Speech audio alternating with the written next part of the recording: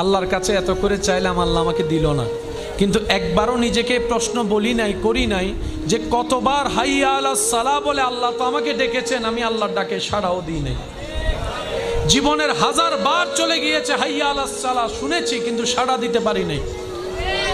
কতবার আল্লাহ পাক বলেছে বান্দা আমাকে ডাক, আমি তো ডাকিনি।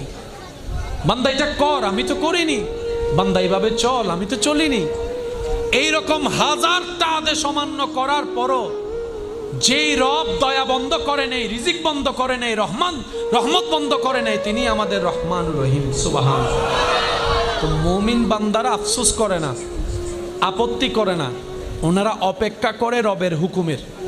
ওই রবের হুকুম আসা পর্যন্ত অপেক্ষা করার মাঝখানে যে রাস্তা, এটার নামে সবর, এটার নামে ধৈর্য। বলেন না সুবহানাল্লাহ।